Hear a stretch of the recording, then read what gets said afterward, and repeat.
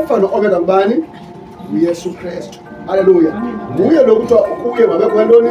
uBaba. Haleluya. Xa isithi owayekho, okhoyo, ozayo ngabani? uYesu Kristu. Haleluya. Owayekho ngubani? uYesu Kristu.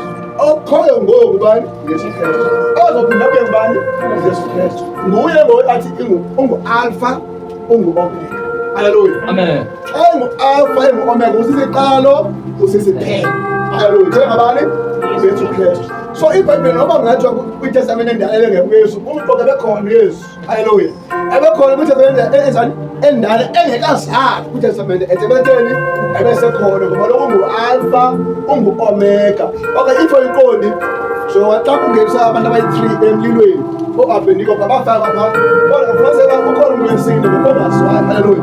Kodwa wathi uKing Nebukadnezar lona wesine ukukhangeleka njengonyana womuntu. Haleluya. Kanti lonke kaze kuhlala bani? uYesu Kristu. Wabe engekabhala ukubhala iTestamente entsha. Haleluya. Amen. That means zonke izinto zenziwa ngaye, engekho yena awukhange ube khona. Athi amen. Amen. Athi amen. So namhlanje inkosi yethu uYesu Kristu ikhona. Haleluya. Ufuna sisuse igwele endala sisifake umoya ngcwele omtsha. Haleluya. Aniswayini iBhayibheli indlela yobulungisa entsha yeyomntu wonke. Athi amen. Amen. Indlela yobulungisa yeyomntu wonke. Haleluya. Umntwana wazala ngokuthi haleluya. Aniswababhidekani kodwa because wayehamba ngegwele endala. Wathi njengoba sekimdala ngabuyela kanjani na uma. Haleluya. Kanti uphethe igwele endala because weshumayela oko. Haleluya. Kanti igwele litshakalazi iBhayibheli wagcotshwa ngobusuku wobuza kwezwa imali thina kanti nangoku na. Haleluya. Kanti ngolo hlobo wefumana leyo igwele litsha. Haleluya. Igwele litsha yazi ubulo Yesu wena. Haleluya. Igwele litsha yazi uba umamkelile Yesu. Haleluya. Igwele litsha yazi uba mayigwele wena. Haleluya. Igwele litsha yazi uba ungumenyulo akaThixo. Haleluya. Igwele litsha yazi uba uhamba namhlanje uphile ngaphakathi kunawo Yesu. Athi amen. Masibakala kajinga yakho. Haleluya. Yasiba zawethe ngiyanyana because uphile ngaphakathi ngo. Haleluya. Aniswa ithemba siBhayibheli umkhulu lapha ngaphakathi komkhulu oseswe iqala bani? Haleluya. Iqala isiqobo lakhe. Haleluya. Iqala amandla akhe. Haleluya. Iqala intambiso yakhe. Haleluya. Iqala igama lakhe. Haleluya. Iqala umoya oyingcwele. Haleluya.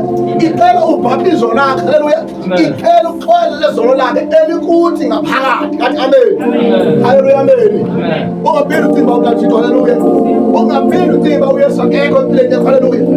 Nangexesha wena wacimba akekho uyazi uba umenzi uba bebekade akekho because ihlobo othe wacinga ngalo ngaye uvele kube njalo. Amen.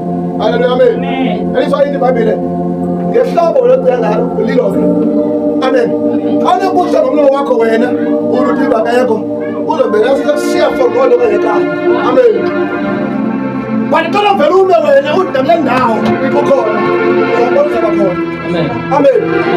Yonke into oyithethayo uyenzayo usuba nentandabuzo. Haleluya. Okanye masithele ngethemba Pawulos lonke isandla sakho sifika kuyo yenza uqiniseke kuyo.